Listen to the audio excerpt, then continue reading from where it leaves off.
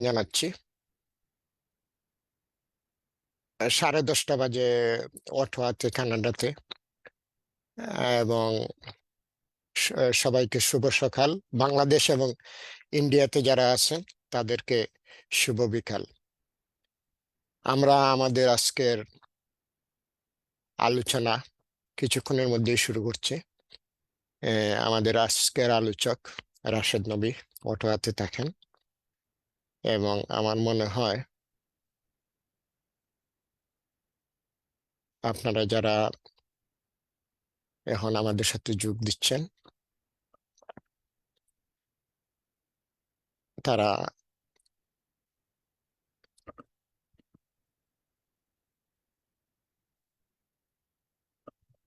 আমাদের আলোচনাকে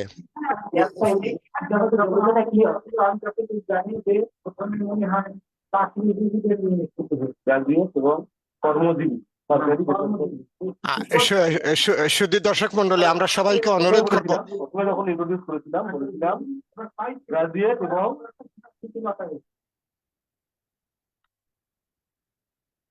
শুধু দর্শক মন্ডলী, আপনাদের কাছে আমাদের অনুরোধ, প্লিজ আপনারা আপনাদের মাইকটা বন্ধ রাখবেন, এবং যদি সম্ভব হয় তাহলে আপনাদের ভিডিওটা অন করতে পারেন। শুধু দর্শক মন্ডলী, আমরা দেখতে পাচ্ছি আমাদের আলোচক রাশেদ নবী অংশগ্রহণ করেছেন। আপনাদের সবাইকে আমাদের আজকের সাহিত্য আড্ডায় আমন্ত্রণ জানিয়ে আমরা এখনই আমাদের আলোচনা আজকে শুরু করব। আমাদের আজকের আলোচনার বিষয় ছোট গল্প এবং বড় গল্প, এবং এটা ছোট গল্প এবং বড় গল্প নিয়ে সাহিত্যের এই দুটি শাখা নিয়ে আলোচনা করবেন ওয়াটোয়াতে বসবাসকারী বাংলাদেশি কানাডিয়ান লেখক রাশেদ নবী। আমরা রবীন্দ্রনাথের একটি এই কবিতা দিয়েই আমি শুরু করতে চাই। ছোট প্রাণ, ছোট ব্যথা, ছোট ছোট দুঃখ কথা, নিতান্ত সহজ সরল, সহস্র বিস্মিত রাশি, প্রত্যহ যেতেছে বাসি, তারই দু চারটি অশ্রুজল। রাশেদ নবী অটোয়াতে থাকেন, এবং রাশেদ নবী সাথে আমাদের পরিচয় লেখালেখির মাধ্যমে। আমরা 2009 সালে পত্রিকা প্রকাশ করার পর থেকেই উনি আশ্রম পত্রিকায় নিয়মিতভাবে লিখেছেন, এবং উনার একটা বই আছে, এবং বই থেকে আমি একটা লাইনই উনার বইয়ের কভার পেজে ইমতিয়াজ শামীম উনার লেখা নিয়ে ছোট্ট একটা প্যারা লিখেছিলেন, এবং সেখান থেকেই আমি একটা লাইন আপনাদেরকে শোনাচ্ছি।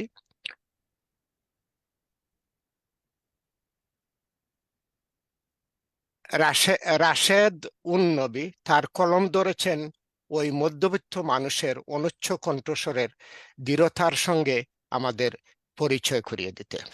সুধী মণ্ডলী, আমরা জানি গল্পই আমাদের জীবন, এবং আমাদের জীবন নিয়েই গল্প, এবং সেটা সেই আদিকাল থেকেই চলে আসছে এবং অনাদিকাল পর্যন্ত চলবে।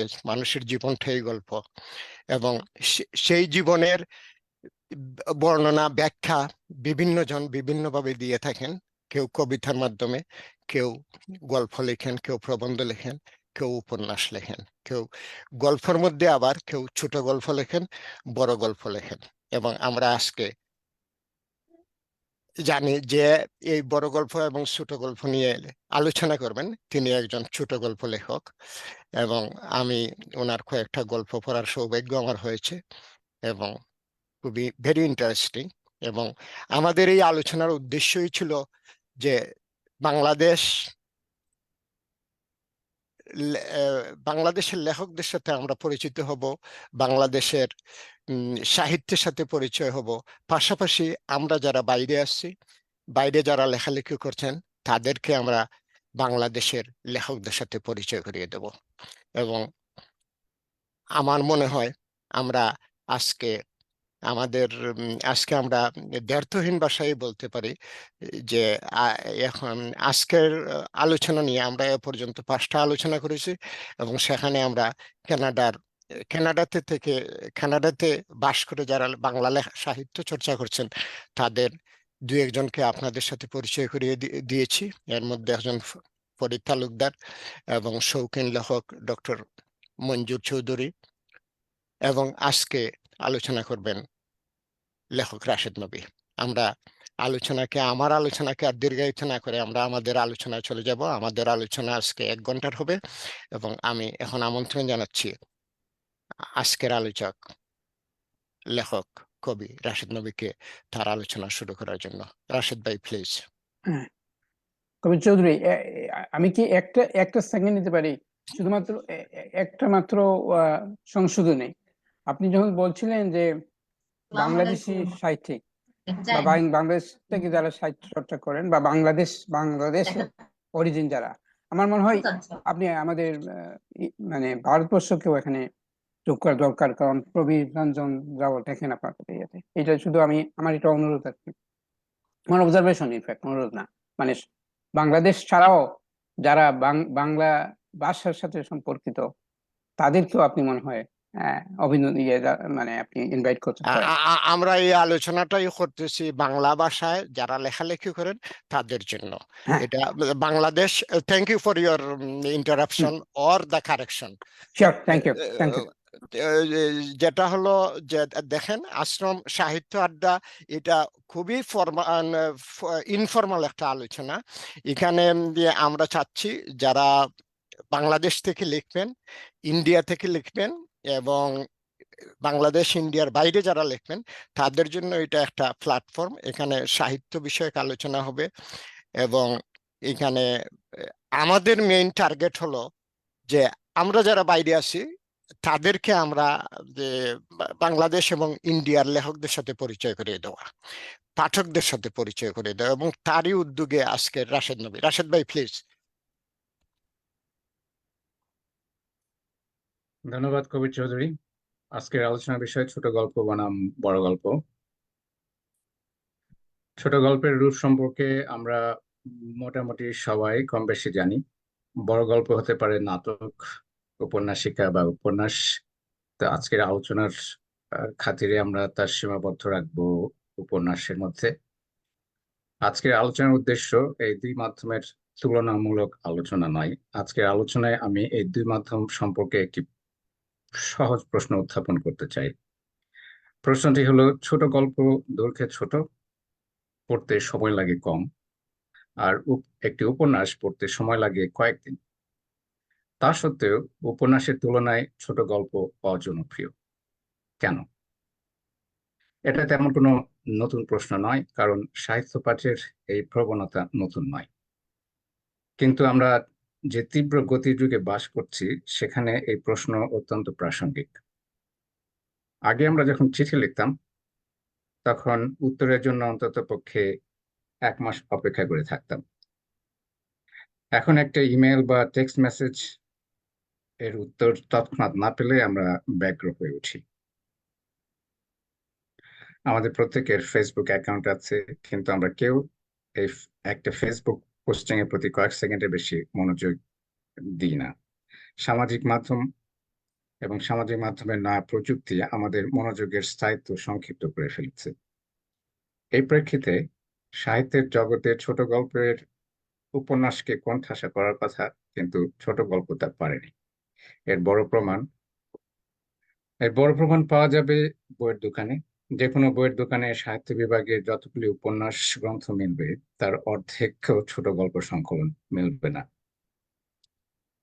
এই প্রশ্নের উত্তর খোঁজার সুবিধার্থে আমি সংক্ষেপে উপন্যাস ও গল্পের ইতিহাস আলোচনা করব। মাধ্যম হিসাবে আধুনিক ছোট গল্পের জন্ম উপন্যাসের 1.5 শতাব্দী পরে। হেনরি ফিল্ডিংকে উপন্যাস মাধ্যমের প্রতিষ্ঠাতা হিসাবে গণ্য করা হয়। হেনরি ফিল্ডিং এর জন্ম 8ম শতাব্দীর শুরুতে। অন্যদিকে আধুনিক ছোট গল্পের পথিকৃৎ হিসাবে যে দুজন গল্পকারের নাম উল্লেখ করা হয় তারা হলেন মোপাসা এবং আন্তন চেখভ। এদের দুজনেরই জন্ম 19বিংশ শতাব্দীর মাঝামাঝি। রবীন্দ্রনাথ, যাকে আমরা বাংলা আধুনিক ছোট গল্প মাধ্যমের রূপকার হিসাবে গণ্য করতে পারি, তিনিও এই দুজনের সমসাময়িক। এদের মধ্যে একমাত্র মোপাসার সাহিত্য জীবন শুরু হয় ছোট গল্প দিয়ে। চেখভ লেখালেখি শুরু করে কৌতুকপ্রদ রচনা দিয়ে। আর রবীন্দ্রনাথের গল্প সাহিত্যের ক্ষেত্রে উপন্যাস ছোট গল্পের আগে স্থান পায়। রবীন্দ্রনাথের প্রথম উপন্যাস রাজর্ষি প্রকাশিত হয় 1887 সালে, আর প্রথম গল্প গ্রন্থ ছোট গল্প শিরোনামে প্রকাশিত হয় 1894 সালে। মোফাসার ছোট গল্প বিংশ শতাব্দীর মাঝামাঝি থেকে লোপ পেতে শুরু করে। গল্পের জনপ্রিয়তা, বলা হয় তার গল্প এখন ফরাসিদের চেয়ে ইংরেজ ভাষীরা বেশি পড়ে। আমরা সবাই তার দি নেকলেস গল্পের সাথে পরিচিত। এর বাইরে তার অন্য কোনো গল্পের নাম উল্লেখ করতে বললে আমরা সবাই হিমশিম খাব। রবীন্দ্রনাথের গল্প বাঙালি ও ভারতীয়দের কাছে এখনো মূল্য পায়, কিন্তু ভারতবর্ষের বাইরে তার জনপ্রিয়তা অস্পষ্ট। এই দুজনের তুলনায় চেখভ ব্যতিক্রম। চেখভ 1904 সালে মাত্র 44 বছর বয়সে মারা যায়। মারা যাবার আগে সে মন্তব্য করেছিল তার গল্প তার মৃত্যুর 6-7 বছরের মধ্যেই বিলীন হয়ে যাবে, কিন্তু তা হয়নি।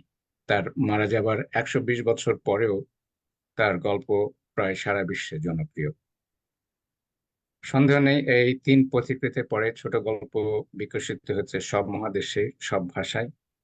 গত 1 শতাব্দীতে ছোট গল্পের মাধ্যম নিয়ে বহু পরীক্ষা নিরীক্ষা হয়েছে।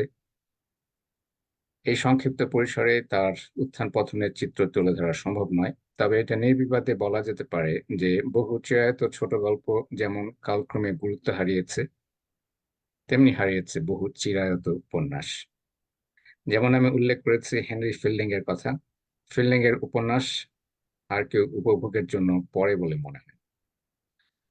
বাংলার প্রথম আধুনিক ঔপন্যাসিক বঙ্কিমচন্দ্র, তার আনন্দমঠ বা দুর্গেশ নন্দিনী এখন প্রধানত সাহিত্যের ছাত্রছাত্রীর কাছে আগ্রহের বিষয়। কিন্তু তার উত্তরসূরি, বঙ্কিমের উত্তরসূরি রবীন্দ্রনাথের উপন্যাসের চেয়ে ছোট গল্প এখনো অধিক পঠিত। শীর্ষেন্দু মুখোপাধ্যায় একবার মন্তব্য করেছিলেন যে রবীন্দ্রনাথকে ছোট গল্পের জন্য আরেকবার নোবেল পুরস্কার দেওয়া যেতে পারত। আমি নিশ্চিত সত্যজিৎ রায় তার সাথে একমত হতেন, কারণ সত্যজিৎ তার পরিচালিত সিনেমায় রবীন্দ্রনাথের উপন্যাসের চেয়ে ছোট গল্পকে প্রাধান্য দিয়েছিলেন। শীর্ষেন্দুর মন্তব্য থেকে আমরা আমাদের প্রশ্ন থেকে আবার ফিরে আসতে পারি। প্রশ্নটি হলো, মাধ্যম হিসেবে ছোট গল্প কি উপন্যাস বা কবিতার মতো নোবেল পুরস্কার পাওয়ার মতো প্রভাবশালী? সম্ভবত নয়, কারণ সাহিত্যে প্রথম নোবেল পুরস্কার দেওয়া হয় কবিতায় 1901 সালে।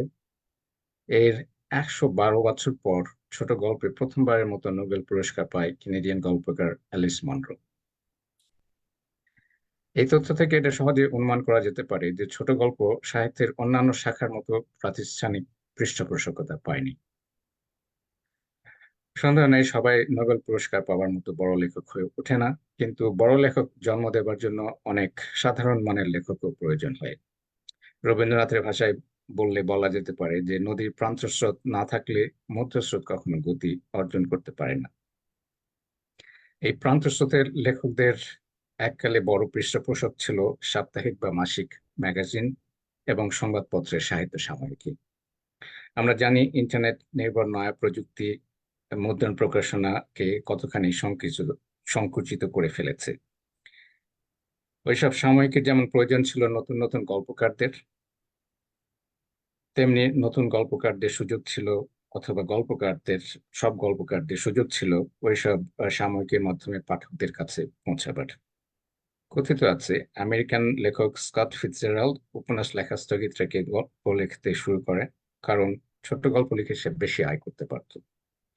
তার একটি গল্পের জন্য দি স্যাটারডে ইভিনিং পোস্ট তাকে পারিশ্রমিক দিয়েছিল $4000। সেটা 1929 সালের ঘটনা। এখনকার মুদ্রা মানে তা হবে প্রায় $40 সমান, $40,000 সমান। সব গল্পকার আর্থিক উপার্জনের ক্ষেত্রে অত সৌভাগ্যবান নয়, কিন্তু একসময় সব সাময়িকী গল্পকারদের পারিশ্রমিক প্রদান করত, যা গল্পকারদের জন্য ছিল একটা বিরাট প্রণোদনা। একই সাথে সাময়িকীগুলি লেখকদের সাথে বৃহত্তর পাঠক সমাজের মধ্যে যে যোগাযোগ তৈরি করে দিত, তা কোনো অংশে গুরুত্বহীন ছিল না। এখন ওইসব সাময়িকীর স্থান দখল করেছে ওয়েব নির্ভর ম্যাগাজিন। কিন্তু অধিকাংশ ক্ষেত্রে ওইসব ওয়েব নির্ভর ম্যাগাজিন ছোট গল্পের পৃষ্ঠপোষকতার ক্ষেত্রে পৃষ্ঠপোষকতার জন্য অগ্রণী ভূমিকা পালন করতে পারে না। আশ্রম একটি ওয়েব নির্ভর ম্যাগাজিন, আশ্রমের সম্পাদক এ সম্পর্কে মন্তব্য করতে পারবে। এর পাশাপাশি রয়েছে প্রকাশকদের ছোট গল্প সংকলন প্রকাশে আগ্রহের অভাব। শিল্প সাহিত্য যতই প্রভাবশালী হোক না কেন, ব্যবসায়িক সমর্থন ছাড়া তা টিকে থাকতে অক্ষম। সঙ্গত কারণে ব্যবসায়ীরা সেই সাহিত্যে পৃষ্ঠপোষকতা করবে যা তাদেরকে ব্যবসায়িক সাফল্য এনে দেবে। সুতরাং পুস্তক প্রকাশকরা ছোট গল্প সংকলন না ছাপে উপন্যাস ছাপে, কারণ উপন্যাস বিক্রির সাফল্য অনুমান করা তুলনামূলকভাবে সহজ। উপন্যাস একাধিক চরিত্রের দীর্ঘ জীবনের কাহিনী। সেই কাহিনীতে প্রেম, ভালোবাসা, সামাজিক অর্থনৈতিক বঞ্চনা, রাজনৈতিক উত্থান পতন, যুদ্ধ, মহামারী ইত্যাদির মতো বহুবিধ মাত্রা যোগ করা সম্ভব। একজন প্রকাশক যদি মনে করে এই বহুমাত্রা তার বিবেচনাধীন উপন্যাসের কাহিনীকে আকর্ষণীয় করে তুলেছে, তাহলে সে তা প্রকাশ করবে, না হলে তা করবেন। ছোট গল্প সংকলন বিচারের ক্ষেত্রে প্রকাশকরা এরকম সহজ মানদণ্ড ব্যবহার করতে পারেন। ছোট গল্প সংকলন শুধু খণ্ড খণ্ড কাহিনীর সমাবেশ নয়, তার প্রতিটি গল্প চেখভের ভাষায় মানব জীবনের একটি টুকরো।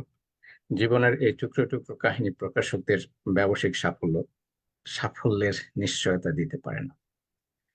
সে কারণে বইয়ের দোকানে গেলে আমরা সহজেই উপন্যাস খুঁজে পাই, গল্প সংকলন খুঁজে পেতে বেগ পেতে হয়। তৃতীয় যে কারণে উপন্যাসের তুলনায় ছোট গল্প কম জনপ্রিয়, তা হলো ইন্টারনেট নির্ভর নয়া প্রযুক্তি। আমি আগে তার কথা উল্লেখ করেছি একবার। আমরা সকাল থেকে সন্ধ্যা পর্যন্ত স্মার্টফোন নিয়ে ব্যস্ত। স্মার্টফোন আমাদের মনস্তত্ত্বকে অস্থির করে তুলেছে। ফেসবুক, টুইটার বা x, TikTok, Messenger, Google news, কোনো কিছুতেই আমরা মনোনিবেশ করি না। স্মার্টফোন প্রযুক্তি আমাদের তা করতে দেয় না। এরকম অস্থির মনস্তত্ত্ব ছোট গল্প, এমনকি কাব্য পাঠের অভ্যাস তৈরিতে উৎসাহ দেয় না। ছোট গল্প দৈর্ঘ্যে ছোট, কিন্তু তা উপভোগের জন্য একনিষ্ঠ মনোযোগের প্রয়োজন হয়। ছোট গল্পের প্রতিটি শব্দ মূল্যবান, প্রতিটি বাক্য গল্পের কাহিনী নির্মাণের জন্য অপরিহার্য। অখণ্ড মনোযোগ ছাড়া সেই কাহিনীর গূঢ় অর্থ অনুধাবন করা কঠিন। উপন্যাসের ক্ষেত্রে এরকম অখণ্ড মনোযোগের প্রয়োজন হয় না। শুধু বাক্য নয়, এমনকি বহু পাতা বাদ দিয়ে পড়লেও যে কোনো উপন্যাসের কাহিনী অনুসরণ করতে অসুবিধা হয় না। সুতরাং এই মনস্তাত্ত্বিক অস্থিরতার যুগে যারা পাঠাভ্যাস অব্যাহত রাখতে চায়, তারা ছোট গল্প সংকলনের বদলে উপন্যাস বেছে নেয়। আমি নিশ্চিত অনেকেই আমার সাথে ভিন্নমত পোষণ করবে এবং এরকম আলোচনায় সেটা প্রত্যাশিত। ভিন্নমত আমাদের ধারণা আরো প্রসারিত করবে। কি পদক্ষেপ নিলে ছোট গল্প উপন্যাসের তুলনায় অথবা ছোট গল্প জনপ্রিয়তা বৃদ্ধি পাবে, তা স্বল্প বাক্যে বলা কঠিন। আমার মনে হয় সেটা এক অন্য বৈঠকে আলোচনা করে যেতে পারে। এই মন্তব্যের সাথে আমি আমার আলোচনা শেষ করছি এখানে, এবং আমি ফিরে যাচ্ছি সম্পাদক কবির চৌধুরীর কাছে। থ্যাংক ইউ রাশেদ ভাই। এখন আমি ঠিক আপনার যে প্রসঙ্গটা, যেটা এখনকার জামানাতে যেটা আলোচিত হচ্ছে বা আলোচিত হওয়া উচিত, এবং আপনার সেই প্রস্তাবটা উত্থাপন করার জন্য আপনাকে ধন্যবাদ। এবং এটা আমি আসলে দেখতেছি যে, যেহেতু আমি একটা পত্রিকা এখন প্রথমত সম্পাদনা বলতে যে জিনিসটা বোঝা যাচ্ছে এখন সেটাতে আসলে কিছুই জিরো, আমি বলবো জিরো বলতে কোনো জিনিস যদি থাকে তাহলে সম্পাদনাতে তাও নাই। কারণ এখন প্রত্যেকটা লেখাই রেডিমেড চলে আসে এখন। আমরা আমাদের মতো সম্পাদক যারা, এবং আমি মনে করি 99% যারা পত্রিকায় এবং বইপত্র করতেছেন, এই যে আগে যে প্রুফ রিডিং যে একটা শব্দ ছিল, এই শব্দটা এখন আর কেউ কি করে না, এখন গুগলই এটা করে দিচ্ছে আমাদেরকে। প্রুফ রিডিং নাই। এখন আমরা এজ এ সম্পাদক হিসাবে আমি মনে করি এখন সম্পাদকের কোনো দায়িত্বই নাই আসলে। দায়িত্বটা এখন যার জন্য দেখবেন আপনি যে আমি এখন সম্পাদকই লিখি না, আমি প্রকাশক লিখি। আপনাদের লেখা রেডিমেড থাকে, সেটা আসে ইমেইলে, এবং ইমেইল থেকে কপি পেস্ট করেই আমি পত্রিকাতে দিয়ে দিই। এখানে আমি ম্যাক্সিমাম বড় জোর দেখতেছি আমি আসলে কি আমার চিন্তা চেতনার সাথে লেখাটা যাচ্ছে। এই অবস্থার মধ্যে আপনার যে গল্প, উপন্যাস উপন্যাস লেখা হবে না গল্প লেখা হবে, অথবা এই সমাজ পরিবর্তনে, এই সমাজের মানুষের চাহিদাতে আসলে কোন জিনিসটা দরকার হবে, দরকারি বেশি, ছোট গল্প না বড় গল্প।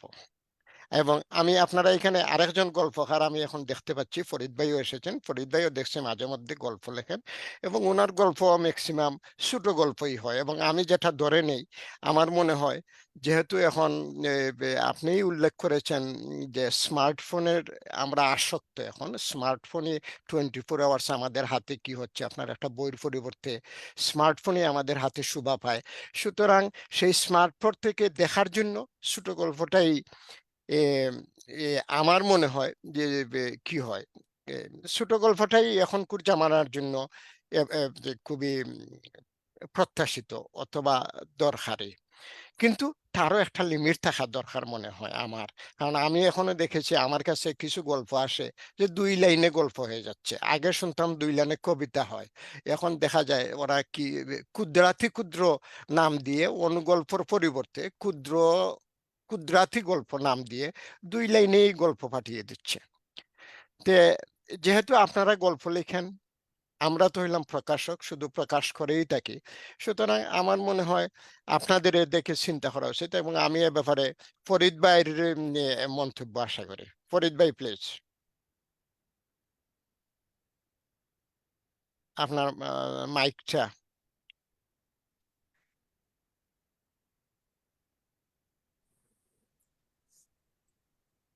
ধন্যবাদ কবির ভাই, ধন্যবাদ আশ্রম।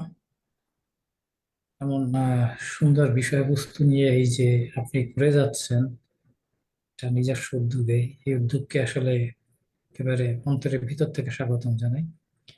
শুধু দর্শক শ্রোতা যে যেখানে আছেন, শুভ সকাল এখান থেকে, শুভ সন্ধ্যা, শুভরাত্রি। প্রথমে আমি বলে নেই, আমি আলোচনার প্রথম অংশটা একেবারেই মিস করেছি, শিরোনামটা দেখেছি। আই মিন ভিজাবি লাইক ছোট গল্প না বড় গল্প। এবং কবির ভাই এখন যেটা বললেন যে সমাজ পরিবর্তনে কোনটা কেমন ভূমিকা রাখতে পারে, আমি এটুকু নিয়ে কথা বলে খুব বেশি কথা বলবো না। জীবন খুব গতিশীল হয়ে যাচ্ছে, ব্যস্ত হয়ে যাচ্ছে। আগে আমাদের খুব মানে একটা সাদামাটা সুন্দর জীবনের রিসোর্স যোগাতে একটা পরিবারের আমাদের যেই সময় যতটুকু সময় দিতে হতো, এখন বেশিরভাগ মানুষই তার চেয়ে বেশি সময় দিতে হয়, ব্যস্ততা বেড়েছে। তো আমি যদি আরো উপন্যাসের দিকে যাই, যে আসলে খুব কম মানুষেরই এখন ওয়ার অ্যান্ড পিসের মতো একটা বিশাল আকারের উপন্যাস পড়ার মতো সময় আছে। একটা তারপরে যদি আমরা আসি বড় গল্প, এখন বড় গল্পের কলেবরটা কতটুকু হবে আমি জানি না আসলে। এটা নিয়ে আমি ঠিক যে কত ওয়ার্ডের মধ্যে গেলে এটা বড় গল্প হবে, আমি অনেক বড় গল্পের কথা মনে করতে পারি। যেমন সমরেশ মজুমদারের একটা বড় গল্প আছে, বড় পাপড়ি। আবার ছোট গল্প তো আমরা যেগুলো পড়ে প্রথমে দীক্ষা হয়েছে, সেই আমি মাঝে মাঝে ভাবি যে ত্রিমূর্তি ছোট গল্পের মানে সাহিত্যের ইতিহাসে, এটা আমার বিবেচনায়। সেটা হলো যে রাশান আন্তন চেখভ, ফ্রান্সের দামো পাশা, আমাদের কবিগুরু রবীন্দ্রনাথ ঠাকুর, পুরোধা ছোট গল্পের।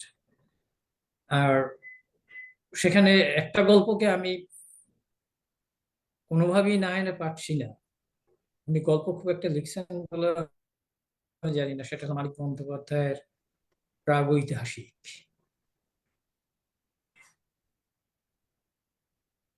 যেভাবে আমরা লিখি,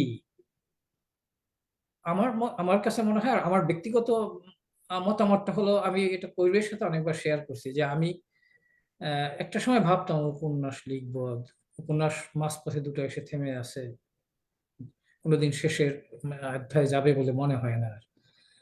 আর আমি, আমার ব্যক্তিগত পছন্দ লেখা হলো এখন আসলে এটা গল্প না, উপন্যাস না, এটা 1.5 থেকে 2 পেজের মধ্যেই আমি একটা পরাবাস্তবতাও নিয়ে যেতে পারি, বাস্তবতার মধ্যেও লিখতে পারি, পরাবাস্তবতা বাস্তবতার মাঝেও, এর মধ্যেই পাঠককে সম্পূর্ণ ভিতরে ঢুকিয়ে নিয়ে যাওয়া আর কি, যে ওটার মধ্যে, ওই ওই চলচ্চিত্রের মধ্যে, এর মধ্যেই নিয়ে যাওয়া, এর মধ্যেই ডুবিয়ে ফেলা, এবং তারপর একটা মরাল দিয়ে ছেড়ে দেয়। খুব বড় কিছু, অনেক বেশি চরিত্রের এখানে আনাগোনা নেই।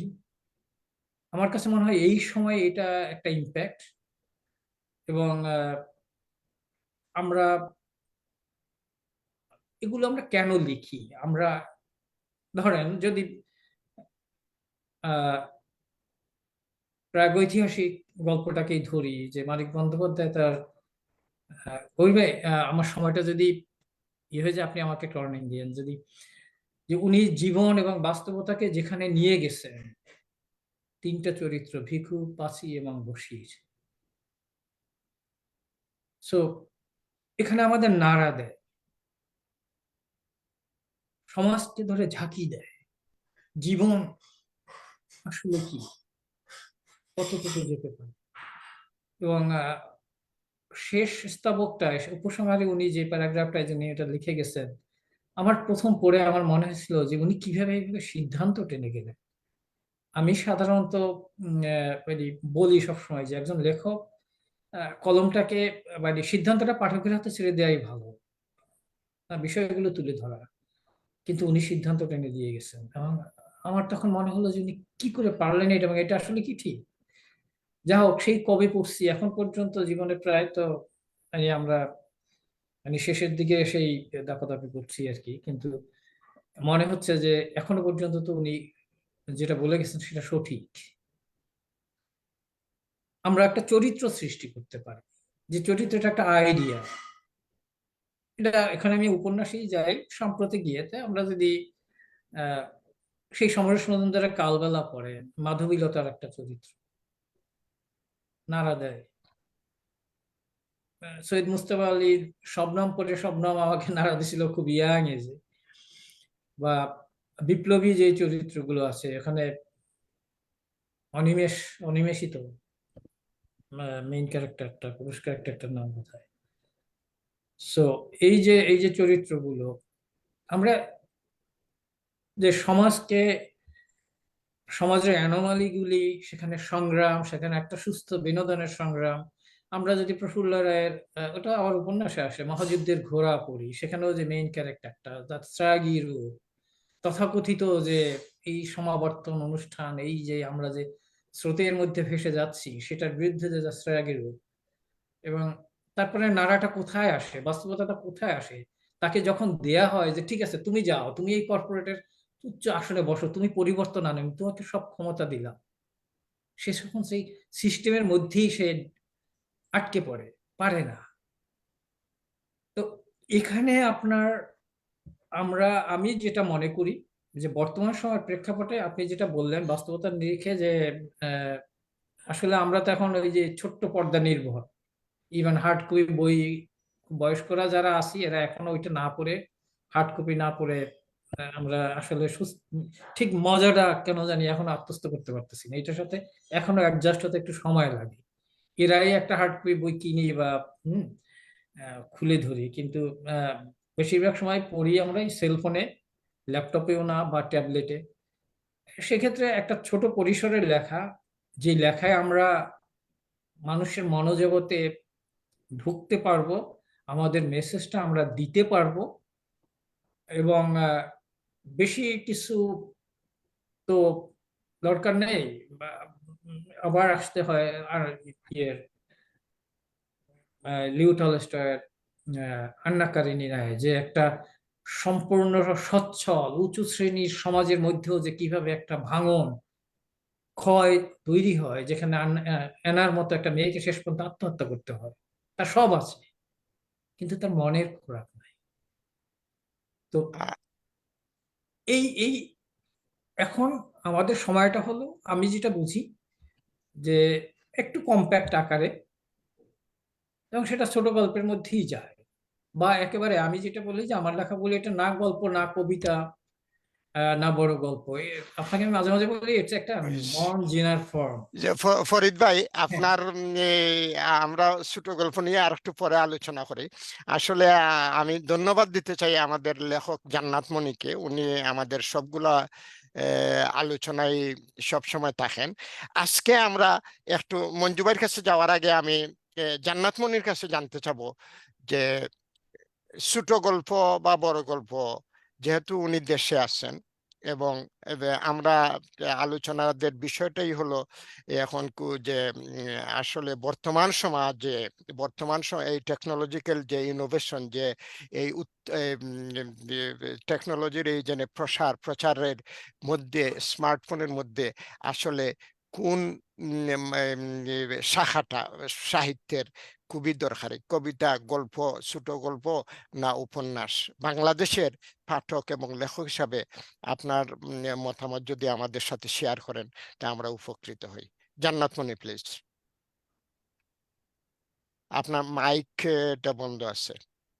হ্যাঁ, ধন্যবাদ। আহ সবাইকে ধন্যবাদ। আমি আজকে কিছু বলতে পারবো না, কারণ আজকে আমাদের এখানে মানে হচ্ছে সকাল 8টা থেকে এই যে এই পর্যন্ত কারেন্ট ছিল না, ইলেকট্রিসিটি ছিল না, মাত্র আসলো। মানে পরিস্থিতি খুবই খারাপ আমার। মানে তবু যেটুকু বলবো, ছোট গল্প হচ্ছে, ছোট গল্পের ব্যাপ্তিটা মানে এটা অনেক প্রসার বেশি, কিন্তু রসবোধ মানে অল্প সীমিত। আর বড় গল্প তো মনে করেন যে এর ব্যাপ্তিটা অনেক বড়, এটা বিশাল। এটাকে বাড়ানো যায় উপন্যাসের মতো, বড় গল্পকে বাড়ানো যায়, আরো বাড়ানো যায়। যেমন উপন্যাসে একটা চরিত্র থাকে, কাল্পনিক কাল্পনিক কিছু জিনিস নিয়ে আসা যায়। মানে একটা চরিত্র হয়তো ক্ষুদ্র থাকে, কিন্তু সেই উপন্যাসের চরিত্রটাকে আরো বাড়ায় হয়তো আরো আরো আরো অনেক কিছু, অনেক বড় করা যায়। আর এখানে মানে রূপকও করা যায়, মানে একটা উপন্যাসের চরিত্রগুলো অনেক বড় করা যায়। গল্পের ক্ষেত্রেও তাই। কিন্তু ছোট গল্পের রসবোধটা এত যে শেষ হয়েও এটা কোনো শেষ হয় না। যেমন বালাই চাঁদের, তারপর হচ্ছে রবীন্দ্রনাথ ঠাকুরের, মানে সৈয়দ মুজতবা আলীর, মানে ছোট গল্পগুলা এত রসে ভরপুর। মানে এটা এটা এটা এটা অন্তরের মধ্যে, ঠোঁটের মধ্যে, চোখের মধ্যে মনে হয় লেগেই থাকে। এটাকে শেষ করা যায় না। বড় গল্পের ব্যাপ্তি অনেক বড়, এটাকে উপন্যাসের মতো অনেক বাড়ানো যায়। তো হচ্ছে, আর কি বললেন বাংলাদেশের ক্ষেত্রে, আসলে হচ্ছে সাহিত্যের ক্ষেত্রে হচ্ছে কি ছোট গল্প, মানে এখন যেটা চলতেছে গল্পটা বেশি, গল্পের প্রাধান্যটা বেশি। কবিতা লেখা অনেকে বলে যে অনেক কঠিন, কিন্তু গল্পের ইয়েটা বিস্তৃতিটা, গল্পেরটা হচ্ছে অন্যরকম। মানে গল্পটা হচ্ছে গল্প তো গল্পই, গল্পকে হচ্ছে কি বলি, এখন যেটা হয় গল্প লিখতে ভালো লাগে, গল্প আহ মানে কি বলবো, আমি অবশ্য কথা সুন্দর করে বলতে পারি না, সত্যি কথা। আমি হচ্ছে গুছিয়ে কথাও বলতে পারি না। বড় গল্প তো বড় গল্প, ছোট গল্পের ব্যাপ্তিটা আমি আর কিভাবে বুঝাচ্ছি, মানে আজকে হচ্ছে আমি মানসিক ভাবে এত প্রস্তুতি না, তো থ্যাংক যেটুকু ইউ। মানে এখন বলতে পারছি না আমি। না না, থ্যাংক ইউ ভেরি মাচ। আপনি অংশগ্রহণ করেন, এটাতেই আমরা আনন্দিত, হুম। খুশি। বুঝছেন যে আমরা চাই আপনাদের মতো যারা বাংলাদেশে লেখালেখি করেন তারা আমাদের এই আড্ডায় যোগ দেন। আপনাদের না, আমার সমস্যা হচ্ছে আমি সুন্দর করে মানে গুছিয়ে কথা বলতে পারি না। আপনি এক আমার কাজ করতে পারেন, আপনার লেখালেখির মাধ্যমে আপনার এই চিন্তা চেতনা আমাদের সাথে শেয়ার করতে পারেন, পাঠকদের সাথে জি, শেয়ার জি, করতে জি। পারেন। অনেক সময় আমরা বলতে পারি না কিন্তু লিখতে পারি।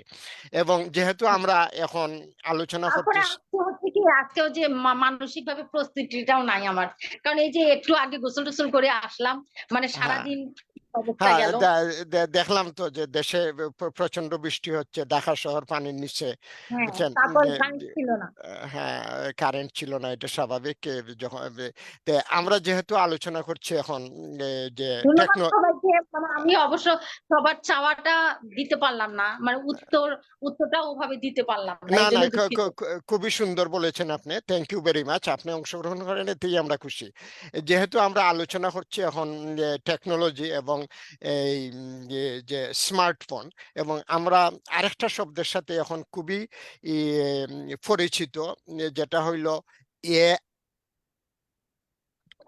AI, artificial intelligence. এবং এখানে ডক্টর মঞ্জুর চৌধুরী আছেন, উনারও বিষয়টা হলো যে উনিও এই এআই নিয়ে কথা বলতে পছন্দ করেন।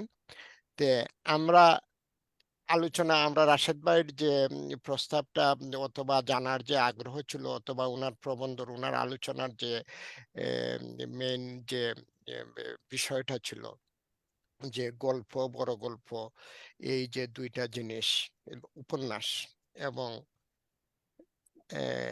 ছোট গল্প, যে আমরা যদি কি বলি আপনার জান্নাত মনির কথাটাকেই ধরি, তে এটা রসে পরিপূর্ণ একটা বিষয় হলো ছোট গল্প, যেটাকে অল্প শব্দে প্রকাশ করা হয়। এটা যেহেতু এখানে স্থান সংকুলান, শব্দ, এরপরে অনেক কিছুই ছোট গল্পের সাথে রিলেটেড, এবং এটা একটা বিষয় নিয়ে লেখা হয়, একটা স্পেসিফিক, খুবই নির্দিষ্ট একটা বিষয়। এখানে বাক্যর পরিমাণ কম, লেখা ক্যারেক্টারের পরিমাণ কম, সবকিছুই কম। ছোট গল্প একটা লিমিটেড একটা টাইমের মধ্যে শেষ করতে হয়। এটা অনেকে বলে 1 ঘন্টা 2 ঘন্টার মধ্যে যেটা পড়ে শেষ করা যায় সেটাই ছোট গল্প। আর একটা উপন্যাস পড়তে কয়েক মাসও লেগে যেতে পারে, বুঝছেন। আমি এক উপন্যাস কিছুদিন আগে পড়ছিলাম, যে দ্য ভ্যানিশিং হাফ, এটা বার্নার্ডের লেখা, এটা রেসিজমের উপরে। সেটা পড়তে আমার 6 মাস গেছে, বুঝছেন। তো এখন মনে করেন আপনার এতে এই অবস্থা থেকে আমরা যেহেতু এখন আমরা ফোনের মধ্যেই অনেক কিছু আমাদের জীবন নির্বাহ করে থাকি, সম্পন্ন করে, এই আর্টিফিশিয়াল ইন্টেলিজেন্স এখানে প্রভাবক হিসাবে কাজ করতেছে। তো এখন আমি এই ছোট গল্প না বড় গল্প, এই সময়ে কোনটা প্রযোজ্য, রাশেদ ভাইয়ের আলোচনার উপর ভিত্তি করে, যেহেতু মঞ্জুর চৌধুরী শুরু থেকেই ছিলেন, যে একটু আলোচনা করার জন্য, এলাবোরেট করার জন্য আমি অনুরোধ করছি। Doctor Manzur Chowdhury, please. অসংখ্য ধন্যবাদ। আপনি যে রসের কথা বললেন, সে রস আসলে 21st সেঞ্চুরিতে আসলে আমি এআই নিয়ে কথা বলার যোগ্যতাও নাই, এখন তো ওটা বলা উচিত হবে না। তবে আমি যে আমার অনেকগুলো প্রশ্ন আছে এখানে, আমরা ডেফিনেটলি অত্যন্ত ভাগ্যবান, আমি অন্তত ভাগ্যবান আমাদের রাশেদ ভাই এবং খালিদ ভাইয়ের কাছ থেকে যে অন্তত সাহিত্য জগতের কিছু জিনিস, আমার মতো যারা মাঝে মধ্যে সাহিত্যের কথা চিন্তা করি, কিন্তু আমার তো আপনি যেটা বলেন যে শৌখিন ভাবে আমি মাঝে মধ্যে লেখার চেষ্টা করি, কোনো একদিন আশা করি এই জীবনকে আরো বাড়ানো যায় কিনা, যে আপনাদের মতো লেখার কাছাকাছি আপনাদের সাথে থাকতে পারি কিনা, সেই ইচ্ছা অবশ্য আছে। আমার আসলে প্রশ্ন অনেকগুলো। আমি যখন রাশেদ ভাইকে শুনছিলাম অত্যন্ত ভালো লাগছিল, যে ছোট গল্প এবং মানে উপন্যাস বা বড় গল্প। আন্তন চেখভের দেশে ছিলাম 17 বছর। দুঃখটা হলো যে ওই সময় বুঝি নাই যে আন্তন চেখভ কে, দাস্তয়েভস্কি কে। এটা এটা এখন এই বয়সে এসে খুব কষ্ট হয় যে ওখানে যে লিও টলস্টয়ের বাড়িতেও গিয়েছি, কিন্তু তাদেরকে যদি ওই সময় বিজ্ঞানের ছাত্র হয়েও যদি সাহিত্যের দিকে যদি আরেকটু বেশি অন্তত ইয়ে ছিল, ভালোবাসা ছিল সাহিত্যের প্রতি সবসময় ছোটবেলা থেকেই, কিন্তু পড়াশোনা হয় না। তো আমার প্রশ্নটা হচ্ছে বিশেষ করে রাশেদ ভাইয়ের কাছে আজকে, যে আলিস মুনরো আমাদের কানাডিয়ান নোবেল লরিয়েট যিনি, এবং খুব রিসেন্টলি ওনার সম্বন্ধে বিভিন্ন কথাবার্তা বলা হচ্ছে দুঃখজনক ভাবেও, বাট আমি সারপ্রাইজ, আমি খুবই শক আসলে। তবে আমার প্রশ্নটা অন্য জায়গায়। আমি আলিস মুনরোকে পড়ার অনেক চেষ্টা করলাম, এবং তার যে ছোট গল্পের জন্য তো উনি নোবেল প্রাইজ পেয়েছেন। আপনি যে কথাটা এনেছেন যে রবীন্দ্রনাথকে মানে আমি তো মনে করি আমার মতো একজন মানে অত্যন্ত নগণ্য একজন লোক, আমি মনে করি যে রবীন্দ্রনাথকে অনেকগুলা পোস্ট মাস্টারের জন্য একটা নোবেল প্রাইজ দেওয়া যেতে পারতো, আমার ব্যক্তিগত মতে আর কি। যে কথাটা উনি উনি লিখেছেন আমি তো বারবার এগুলো মনে করি, এবং ওনার যে কোনো মানে ছোট গল্পতে গেলেই আমরা সেইটা পাবো আর কি। তবে আমি রাশেদ ভাইকে বলতে চাচ্ছি যে অ্যালিস মনরোর যে ছোট গল্প, সেখানে কন্টেম্পোরারি বা পুরানো আমাদের মানে আগেকার যে কোনো ছোট গল্প যারা যারা বিখ্যাত, আন্তন চেখভ বলেন বা টাগোরকে বলেন, ওনাদের সাথে আপনি কিভাবে কোনো ধরনের মিল খুঁজে পান কিনা, বা কোথায় উনি টোটালি ডিফারেন্ট? এই প্রশ্নটা আপনার কাছে আমি আমার আমার প্রশ্ন আসলে। ধন্যবাদ। তো আপনারে কইলাম কি করেন, আলোচনা করেন, আপনি তো আলোচনা তে না গিয়া প্রশ্ন রাশেদ ভাই প্লিজ। উম, আমি সক্রেটিসকে ফলো করি সেটাই। আহ, যেটা ভালো, সক্রেটিস কে আমাদের সবাই অনুসরণ করা উচিত। আবার আমি চেখভে ফিরে যাচ্ছি। চেখভ গল্প, ছোট গল্পের আহ, সম্পর্কে আলোচনা করতে যে বলছে যে প্রশ্নের উত্তর দেওয়া গল্পকারের দায়িত্ব না, গল্পকারের দায়িত্ব হচ্ছে প্রশ্ন উত্থাপন করা। আহ আলিস মুনরো আলিস মুনরোর সঙ্গে চেখভ বা ওই সময়কার লেখকদের তুলনা করা একটু কঠিন। আলিস মুনরো আমাদের সময়ের লেখক লেখিকা। আহ আলিস মুনরোর লেখার বিষয়বস্তু আহ, একটু ভিন্ন আহ, অন্যান্য লেখক লেখিকাদের চেয়ে। আলিস মুনরো তার সাক্ষাৎকারে বলছে, তার তার তার যে গল্পগ্রন্থ রানাওয়ে, মেয়েদের যে বঞ্চনা আহ, বিভিন্ন সময় এবং কানাডার মতো সমাজে, সেটা তার একটা অন্যতম বিষয়। কিন্তু আপনি যেটা উল্লেখ করলেন, দুঃখজনক ভাবে যা শোনা যাচ্ছে সম্প্রতি, যে তার নিজের মেয়ে আহ, উম, যেভাবে নিগৃহীত হয়েছে।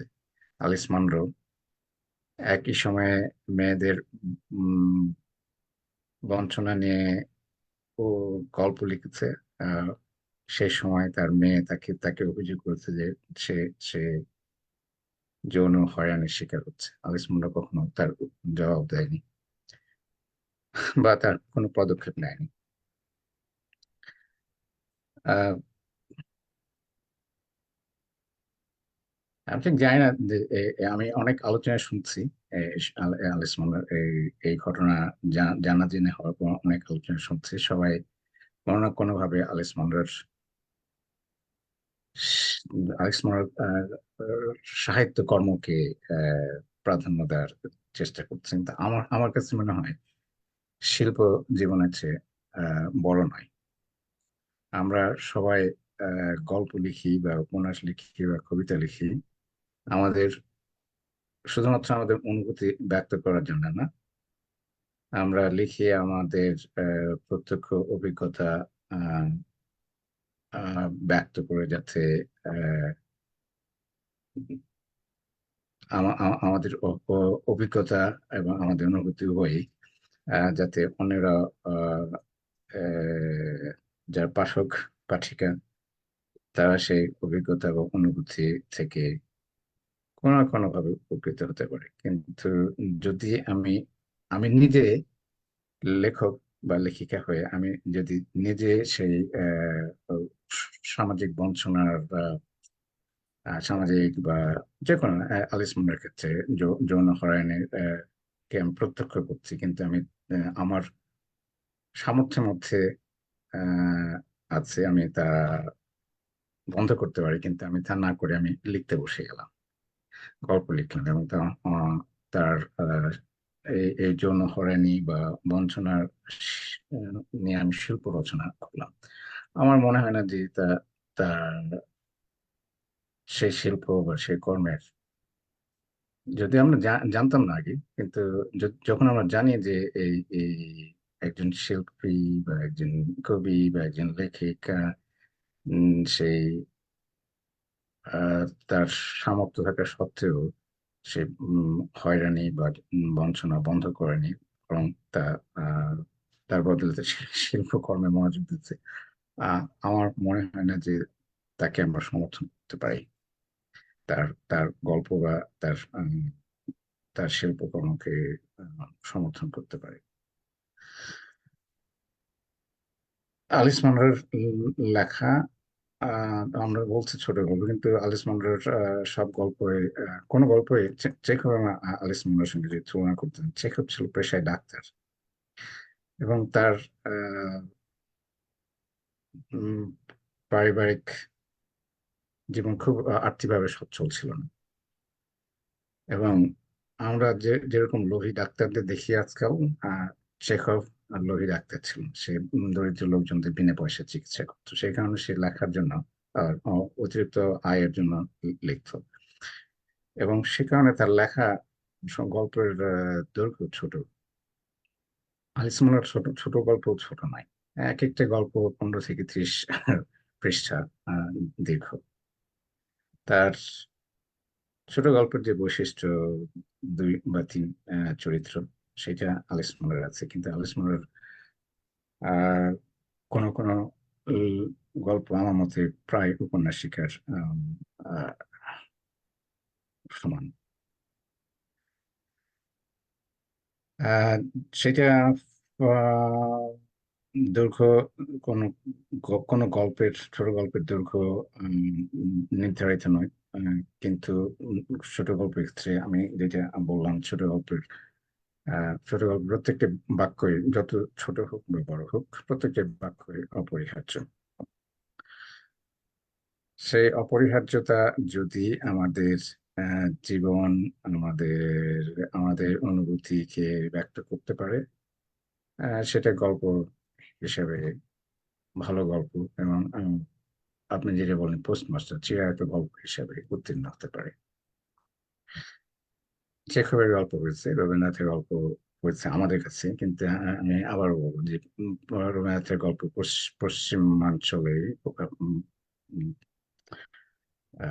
কি বলে, ওয়েস্টার্ন ওয়ার্ল্ডে রবীন্দ্রনাথের গল্প তত জনপ্রিয় নয়। তার একটা বড় কারণ হচ্ছে দেখি যে রবীন্দ্রনাথের গল্পের মধ্যে যে সাংস্কৃতিক পটভূমি আছে, সেটা ভারতবর্ষের সীমা অতিক্রম ভারতবর্ষের সীমা অতিক্রম করে সেই সাংস্কৃতিক পটভূমি, ভারতবর্ষের বাইরে যারা বসবাস করে তাদের পক্ষে সবসময় সেই সাংস্কৃতিক পটভূমি অনুধাবন করা সহজ না, যে কারণে রবীন্দ্রনাথের গল্প ভারতবর্ষের বাইরে ততখানি জনপ্রিয় না। চেখভের ক্ষেত্রে, চেখভের প্রথম গল্প বা তার জনপ্রিয় গল্প দ্য হান্টসম্যান, তেমন কোনো পটভূমিকা নেই, মাত্র 2 জন চরিত্র, এবং এই 2 জন চরিত্রের সম্পর্ক এবং সম্পর্কের দ্বন্দ্ব, এর বেশি কিছু নাই সেখানে। যে কোনো পাঠকের পক্ষে সেটা বোঝা সম্ভব। আলিস মানরোর ক্ষেত্রে আমার ধারণা, আলিস মানরোর গল্প অন্যদের পক্ষে, আমি বললাম রবীন্দ্রনাথের গল্প পশ্চিম জগতে বোঝা কঠিন, একই সাথে আমার ধারণা যে আলিস মানরোর গল্প পশ্চিম জগতে, পশ্চিমা জগতের বাইরে পাঠকদের কাছে একটু দুরূহ হবে। তার কারণ আলিস মানরোর গল্পের পটভূমি হয় অন্টারিও অথবা ব্রিটিশ কলাম্বিয়া, যাদের এই ভৌগোলিক ক্যানাডিয়ান ভৌগোলিক সীমা সম্পর্কে ধারণা নাই, তাদের পক্ষে সবসময় এই এই গল্পের পটভূমি বোঝা সহজ নয়। রাশেদ ভাই, আমি একটু আপনাকে মানে আমার লোভ সংগ্রহ করতে পারছি না আপনার কথার সাথে, মানে পরে যেহেতু আমাকে মনে হয় না কবি চৌধুরী আমাকে আরেক সময় দিবে, কারণ অলরেডি খুব বেশি সময় নেই।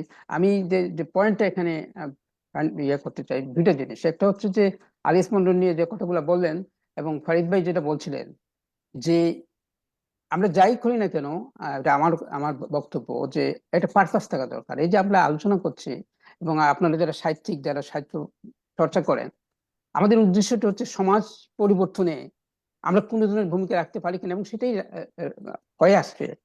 কিন্তু এই যে উদাহরণ আমরা আজকে দেখলাম, এবং এটা মোটামুটি সঠিক, যে অ্যালিস মনরো যিনি যিনি তার ছোট গল্পে এই সমাজ পরিবর্তনের জন্য কথা বললেন, নারীদের সম্বন্ধে কথা বললেন, সেখানে উনি উনার গড়েই উনি দেখলাম ওনার সমস্যা, এবং সেই সমস্যাটা আমরা সব জায়গায় লক্ষ্য করছি। এটা এটা একটা প্রথম জিনিস, যে সমাজ পরিবর্তনের জন্য, এবং আমরা যারা সমাজ পরিবর্তনের জন্য কথা বলছি, সেখানে আমরা কি পারছি আমাদেরকে সঠিকভাবে রোল মডেল হিসেবে রাখতে পারছি কিনা, এই প্রশ্নটা প্রথম। দ্বিতীয়ত জিনিসটা হচ্ছে যে কবি চৌধুরী সঠিকভাবে বলেছেন যে আমি আলোচনা করার, অবশ্যই আমার আলোচনা করার যোগ্যতাও নাই, কিন্তু যে কথাটা বলতে চাচ্ছি যে আজকে 21st সেঞ্চুরিতে এই এআই, আর্টিফিশিয়াল ইন্টেলিজেন্সের যুগে, এটা কিন্তু বারবার আমি বলছি, ড্যানিয়েল পিঙ্কের যে বইটা, যেটা আমি বলছিলাম ড্যানিয়েল পিঙ্কের, যে a whole new mind, a whole new মাইন্ডই কিন্তু বলা হচ্ছে সিক্স সেন্সেস, এবং আজকে পৃথিবীতে not only to survive but to flourish, এবং to enjoy the life, to see the big picture. ওটি যদি আমরা দেখতে চাই, এখানে বলছি যে 6টা সেন্সের দরকার, এবং one of them is story telling. In other words, আমরা যাই করি না কেন, ইভেন দৈনন্দিন কাজের যে আমরা যদি একটা ডায়েরি লিখি, সেখানেও যেন সাহিত্য থাকে, সেখানে যেন স্টোরি থাকে। সেজন্য আমার কথা মনে হচ্ছে যে ছোট গল্পই হবে এটার বেস্ট। আমার ব্যক্তিগত মানে অত্যন্ত সামান্য জ্ঞান থেকে যেটা বলতে পারি, হবে আসল আসল দ্বারক। সেই জন্য আমি বলছি যে ছোট গল্প এই এই পৃথিবীতে অত্যন্ত বড় মানে ধরনের ভূমিকা পালন করতে পারে। আর আরেকটা যেটা যে কথাটা আমি বলছিলাম, না আজিজ ভাই, আমি আর জীবনের সময় আমি অনেক সময় নিয়ে নিয়েছি, ধন্যবাদ আপনাকে। আমি শেষ করেন, পরিবে- শেষ করলেন আমি না, কি একটা কইতেছেন? কথা বলতেছি মঞ্জুর ভাইয়ের এই কথাটা, এবং আমি সরি, আলিস মনরোর কোনো লেখাই আমি পড়িনি, আমার ওয়াইফ পড়ছে, আমি আপনাকে বলছি। হ্যাঁ, কিন্তু এই বিষয়টা আমি শুনছি, এর সত্যতা আমি জানি না।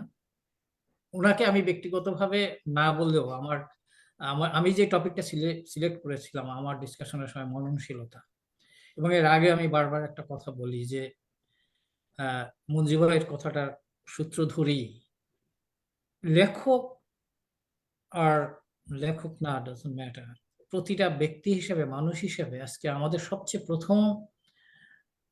প্রথম যে কাজটা করণীয়, if you want to prove yourself a better human being, সেটা হলো যে বিলিভ অ্যান্ড বিইং, এই দুটার মাঝে দূরত্ব কমিয়ে আনা। আমি আলিস মনরোকে এক্সাম্পল হিসেবে না নিয়েও পাশে রেখেই, আজকে ঘটনাটা যদি সত্য হয়, তার মেয়ের ক্লেমটা যদি সত্য হয়, তাহলে সেটাই বলি যে উনি ওনার লেখায় একটা জিনিস বিলিভ করছেন, কিন্তু উনি ওনার বিইং এর মধ্যে সেটাকে ধারণ করেননি, তাহলে যুদ্ধটা অন্যরকম হতে হতো। আমি কিন্তু তাকে দোষারোপ করতে পারছি না, বা দোষারোপ করছি না, কারণ আমি জানি না, বাট এরকম আমাদের সমাজে বা আমাদের সবার মাঝেই এটা আছে। এটা আমার অনুরোধ যে আমরা, এটা কিন্তু খুব কঠিন কাজ, বিলিভ এবং বিইং এর মাঝে দূরত্ব কমিয়ে আনা, বুঝবে? থ্যাংক ইউ রাশেদ ভাই। আমরা তো আর 7 মিনিট বাকি আছে। আপনার কাছে মঞ্জুবের কিছু প্রশ্ন আছে, তার আগে আপনার কাছে আমার প্রশ্ন। আপনি একজন গল্পকার, ছোট গল্প লেখেন, এবং আপনার শুধু দর্শক মন্ডলী, রাশেদ ভাই একটা বইও লিখেছেন, এবং বইটার নাম হলো আমাদের কেউ না, এবং বইটা কত কত ইংরেজিতে করছেন, 2006 সালে, হ্যাঁ, অনেক আগে করছেন। এবং আপনার গল্প থেকেই আমরা এইটা প্লেপেই দেখছি, আমি পড়েছিলাম যে যে ভূমিকাতে ইমতিয়ার শামীমের ভূমিকাতে, যে আপনি সাধারণ মানুষ, খেটে খাওয়া মানুষ নিয়ে লিখতে পছন্দ করেন, এবং সেই খেটে খাওয়া মানুষরাই আপনার গল্পের এম, উম, কি বলে এটাকে, গল্পের কাহিনী, প্লট যেটা মনে করেন সেই। এখন আপনার একটা গল্প থেকে আমি পড়ছি, এখন পড়ব, বুঝলেন? এটা হইলো কাহারা। যে দীর্ঘ পথ পেরিয়ে আমরা এই প্রান্তরে এসে দাঁড়াই। আমাদের পিছনে বিস্তৃত পতিত ভূমি, সামনে নিম্নভূমিতে উর্বর দিগন্ত চুয়া সোনালী ধানের ক্ষেত। দিগন্ত চুয়া ধান ক্ষেতের ঢেউয়ের দিকে তাকিয়ে মনে হয় এক নদী উর্বর ভূমির কাছে বৃদ্ধতাবশত আবক্ষ জল নিয়ে অথলে নিমজ্জিত হয়েছে। আমরা সেই নিমজ্জন ও উজ্জীবনের পাশে এসে দাঁড়িয়েছি। একটু এক্সপ্লেন করবেন আপনি প্লিজ? আহ, উম, আচ্ছা, আমার মনে হয় এইসব আমার আমার গল্প নিয়ে অন্য সময় আহ, আলোচনা গল্প তো করা যেতে পারে। গল্পই। হুম। কিন্তু আম, মঞ্জু ভাই যে প্রশ্ন করেছেন, লেখক বা শিল্পীর সামাজিক দায়িত্ব, অথবা আপনি বলছেন যে আমরা সমাজ পরিবর্তনের জন্য কাজ করি কিনা, আমার মনে হয় না কখনো কোনো উদ্দেশ্যে লেখক বা পাঠক, লেখক বা শিল্পী সমাজ পরিবর্তনের প্রত্যক্ষ ভূমিকা পালন করতে পারে। সমাজ পরিবর্তনের প্রত্যক্ষ ভূমিকা পালন করে রাজনীতিকরা। সমাজ পরিবর্তনের সমাজ পরিবর্তনের জন্য যে যে ধারণা, সমাজ পরিবর্তনের যে অনুপ্রেরণা প্রয়োজন হয়, লেখক এবং শিল্পী শুধুমাত্র সেই অনুপ্রেরণা প্রদান করতে পারে। সব সমাজই সেটা আমরা যারা বাংলাদেশি তারা ঘুরে ফিরে 71 সালে কথা চিন্তা করি, যখন আহ 71 সালে আহ, আগে কতখানি রবীন্দ্রনাথ জনপ্রিয় ছিল যায় না, কিন্তু রবীন্দ্রনাথের গান আমার সোনার বাংলা আহ, একটা বড় অনুপ্রেরণা ছিল। কিন্তু প্রথমত রবীন্দ্রনাথ এই গান লেখে আমার সোনার বাংলা। এই গান জনপ্রিয় হয় জহির রায়হানের জীবন থেকে নেওয়া ছবির মাধ্যমে, এবং পরবর্তীকালে বিভিন্ন আন্দোলনে এবং সংগ্রামে এই গান অনুপ্রেরণা হিসাবে কাজ করে। যেটা আমি বলতে চাই, আমার ধারণা যে এবং আমি জানি যে অনেক দ্বিমত থাকবে অনেকে, এবং গত কয়েক দশকে যখন সমাজতন্ত্র ছিল, তখন বিভিন্নভাবে এই বিষয় নিয়ে আলোচনা হয়েছে যে লেখক এবং শিল্পীর দায়িত্ব কি সমাজ পরিবর্তনে। সমাজ পরিবর্তন একটা একটা ভিন্ন জিনিস, কিন্তু লেখক এবং শিল্পীর দায়িত্ব হচ্ছে সমাজকে প্রত্যক্ষ করা এবং সমাজকে সমাজ প্রত্যক্ষ করে তা তার কর্মে প্রতিফলিত করা।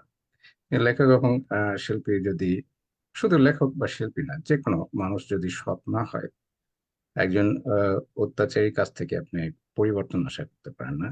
একজন অত্যাচারীর কাছ থেকে বা একজন একনায়ক এর কাছ থেকে আপনি ধ্বংস আশা করতে পারেন, পরিবর্তন নয়। একই রকম ভাবে লেখক এবং শিল্পী যদি সৎ না হয়, তার কাছ থেকে আপনি, সে সৃষ্টি করতে পারে সৎ সাহিত্য, কিন্তু সৃষ্টি করতে পারে বড় শিল্প বা বড় সাহিত্য, কিন্তু আমার মনে হয় না যে যদি সে সৎ না হয়। সততা বলতে আমি বলছি সততা শুধু শুধু শিল্পের প্রতি সততা না, সততা তার সামাজিক সম্পর্কের ক্ষেত্রে, তার ব্যক্তিগত সম্পর্কের ক্ষেত্রে আমার মনে হয় না কোনো না কোনো সময়ে তার এই শিল্পকর্ম পরিত্যক্ত হবে। আলিস মন্ডো সম্পর্কে যা আমরা জানি, আমি আমি নির্দ্বিধায় বলতে পারি যে আমার আলিস মন্ডোর গল্প আর দ্বিতীয়বার পড়ার কোনো আগ্রহ নাই। আমি পড়তে চাই না। যে মানুষ তার নিজের মেয়েকে রক্ষা করতে পারে না, সেই মানুষ তার শিল্প বা সাহিত্য দিয়ে গোটা সমাজকে অনুপ্রাণিত করতে পারে বলে আমি বিশ্বাস করি।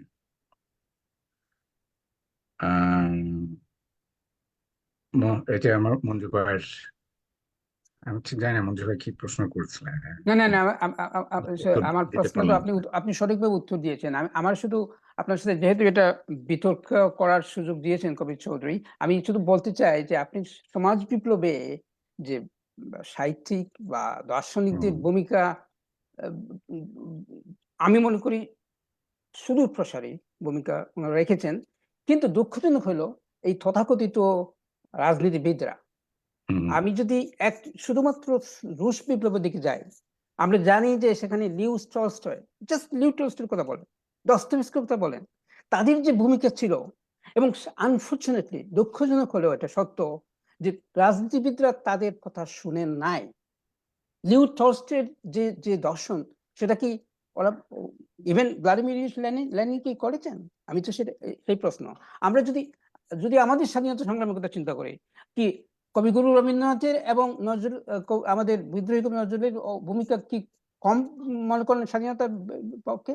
তা আমার এটা আপনার সাথে বিতর্ক তো অবশ্যই আমরা করবো। আমি সেই কথাই বলছি যে হ্যাঁ, এখানে এদের ভূমিকা এবং আমি বাই দ্য ওয়ে আরেকটা বলে রাখি, এই মুহূর্তে মানে আমি অক্সফোর্ড ইউনিভার্সিটিতে একটা প্রেজেন্টেশন করব অগাস্টের 6 তারিখ, 6 তারিখ, এবং মানে মানে এনসিয়েন্ট গ্রিক ফিলোসফি নিয়ে আমরা একটা পেপার প্রেজেন্টেশন করছি, এটা ডুয়াল পেপার প্রেজেন্টেশন করছি।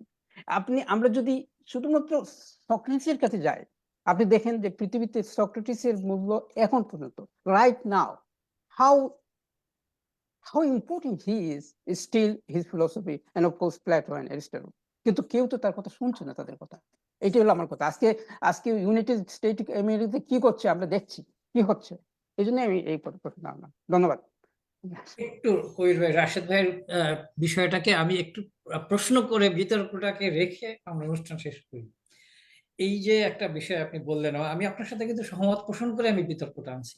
আমাদের দেশেও কিন্তু আমরা অনেক সময় একটা কথা বলি যে একজন শিল্পী, সে যে কোনো মাধ্যমে শিল্পী হোক, তার যে প্রতিভাটা সে তার শৈল্পিক ভাবে বা শৈল্পিক ক্যারেক্টারের মাধ্যমে সে যেটা দিচ্ছে, এটাই এটা নাও, এবং তার ব্যক্তিগত জীবন নিয়ে বেশি ঘাটাঘাটি করতে যেও না। এখন বিষয়টা হলো এখানে যে নীতিগতভাবে আমরা মানে কতটা মানে একেবারে স্ট্রিক্ট অবস্থানে দাঁড়িয়ে যাব, কারণ আমরা পৃথিবীর ইতিহাসে অনেক অনেক মানে যাদের লেখা বা অন্য মাধ্যমে ইভেন অভিনেতা অভিনেত্রী, আপনি আপনি ধরেন যে রোমান পোলানস্কি, একজন ডিরেক্টর, তার পরিচালিত মুভিগুলি আমার কাছে অসাধারণ লাগে।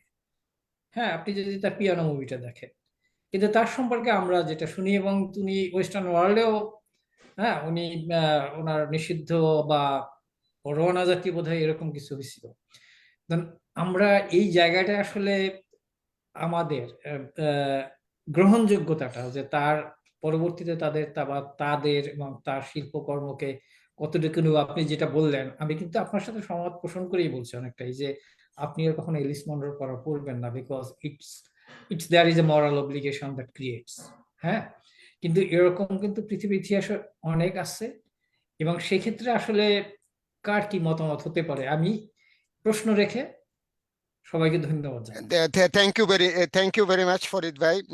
সবাইকে ধন্যবাদ। আমরা এই মাত্র দেখতে পেলাম যে না, আমাদের আরেকজন পাঠক, আমি সবসময় দেখি, হ্যাঁ, মুর্শেদ বিল্লাহ, সবসময় আপনি দেখছি আমি, আপনি আমাদের পেজে লেখাগুলা পড়েন এবং লাইক দেন। Thank you very much. এবং আজকে অংশগ্রহণ আপনি 2 মিনিট আপনাকে দেওয়া হলো, আপনার কিছু শেয়ার করতে চাইলে আপনার।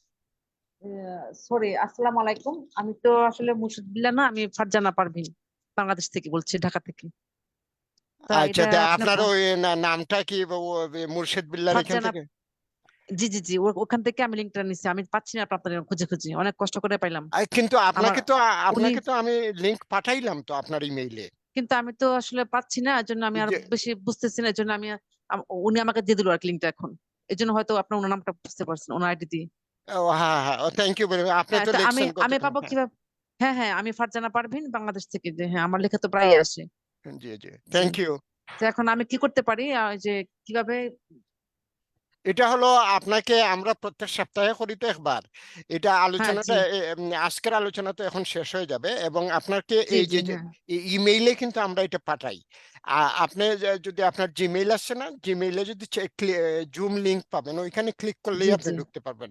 কিন্তু আপনার ওকে ফোনে অথবা কম্পিউটারে এই যে জুম অ্যাপসটা আছে সেটা ডাউনলোড করে রাখতে হবে। Okay thank you very much আপনার লেখার থ্যাংক জন্য ইউ আমি আশ্রমে এবং জয়েন করার জন্য আমাদের সাথে। যে ধন্যবাদ কথাটা হলো যে অন্তরে অতৃপ্তি রবে, সাঙ্গ করি মনে হবে, শেষ শেষ হইল না। হইও হইল না শেষ শেষ তা আজকের মতো আমাদেরকে বিদায় নিতে হবে। সবাই ভালো থাকুন। ওকে থ্যাংক ইউ ওকে অংশগ্রহণ ধন্যবাদ করার জন্য, আলোচনা করার জন্য রাশেদ নবী, ফরিদ তালুকদার, জান্নাত মনি এবং ফারজানা পারভিন এবং মঞ্জু চৌধুরী, আপনাদের সবাইকে ধন্যবাদ। এছাড়া আপনারা যারা আমাদের এই জুম মিটিং এর বাইরে যারা এটা এখন দেখছেন অথবা পরে দেখবেন, আপনাদের সবাইকে ধন্যবাদ। এবং আগামী সপ্তাহে আবার অন্য কোনো বিষয় নিয়ে আমরা আপনাদের সামনে হাজির হব, সেই আশা করি এখন বিদায় নিচ্ছি। সবাই ভালো থাকুন। থ্যাংক ইউ আসসালামু আলাইকুম কবির ভাই আপনি কালকে ইয়েতে মানে পিকনিকে আসার সময় রাশেদ ভাইয়ের বইটা নিয়ে আসেন, তাহলে এই সুযোগে রাশেদ ভাইয়ের বইটা একটু আপনার কাছে বইটা আছে যেহেতু kindly। নিয়ে আসবো। রাশেদ ভাইয়ের বইয়ের নাম হলো আমাদের কেউ না। আপনারা যারা কানাডাতে আসেন তারা যদি বইটা সংগ্রহ করতে চান, আমার সাথে যোগাযোগ করতে পারেন, বুঝছেন। এবং বইগুলা কবির রাশেদ ভাই, ভাই জি কবির ভাই জি, হচ্ছে লেখক সম্পর্কে একদিন একটা আলোচনা করা হোক, মাইকেল মধুসূদন দত্তকে নিয়ে। আপনারা লেখালেখি করেন, আপনারা জ্ঞানী মানুষ, আপনারা বলেন কখন করবেন, আমরা এটা ব্যবস্থা করে দেব। হ্যাঁ, মানে লেখক নিয়ে আর কি আলোচনা একদিন করা হোক। অবশ্যই করা। আপনি কি করবেন এই আলোচনাটা শুরু কি আপনারা করবেন বাংলাদেশ থেকে কেউ? আপনারা তো দুইজন আছেন এখন, আপনারা কেউ কি দায়িত্ব নেবেন এটা করার? আচ্ছা আচ্ছা আচ্ছা, দেখছি, বুঝছেন, চেষ্টা করবো। আপনারা জানাইয়েন, আমরা এটা ব্যবস্থা করে দেব। আচ্ছা আচ্ছা আচ্ছা। অসংখ্য ধন্যবাদ সবাইকে। সবাই ভালো থাকেন। হ্যাঁ, ওকে, খুদা হাফেজ। আল্লাহ হাফেজ।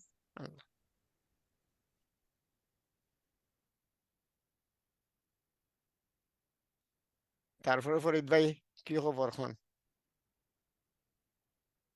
সকালে আপনি তো জানেনই আমার রুটিন গুলো কবির ভাই, কিন্তু আচ্ছা, কিন্তু তার আগে দেখেন শেষ হয়ে গেছে নি? ফেসবুক লাইভ কি শেষ হয়ে গেছে?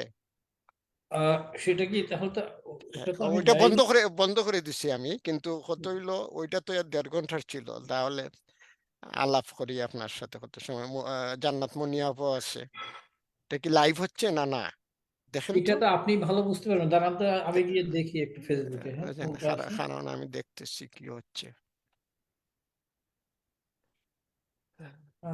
ফেসবুকে আমার আমার কাছে কোনো ইয়ে নাই, আপনার ওই ইনফরমেশনটা ফেসবুকে নাই যে লাইভ হচ্ছে এটা।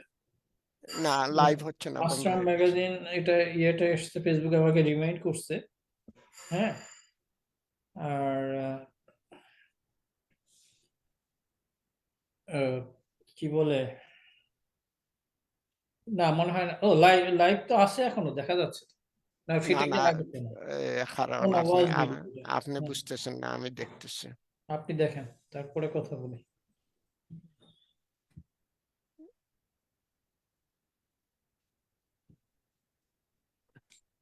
আপনারা গল্প আনলেন, ছোট গল্প আনলেন, কবিতা আনলেন না, এটা কি হলো? আমিও কবিতা নিয়ে বললাম না, কারণ আপনি বললেন যে গল্প কিন্তু ফরিদ ভাই, চলতেছে আপনার। লাইভ চলছে। হ্যাঁ হ্যাঁ। তো কিন্তু এখন এখন ভালো থাকেন সবাই, পরে আলাপ হবে। আর হ্যাঁ নাইলে লাইভ আপনাকে আমি দিতেছি, আবার আসতেছি আমি ওইটা বন্ধ করে। তা আপনারা রেখে দেন, আমি লিংক পাঠাচ্ছি আবার। আচ্ছা ঠিক আছে, আপনি লিংক পাঠান। জানার সময় থাকলে থাকেন। ওকে, হ্যাঁ? আপনারা এখন লাইন কেটে আমি দিয়ে আমি আমি পাঠাচ্ছি। এটা থেকে বের হয়ে যাই, তাই না?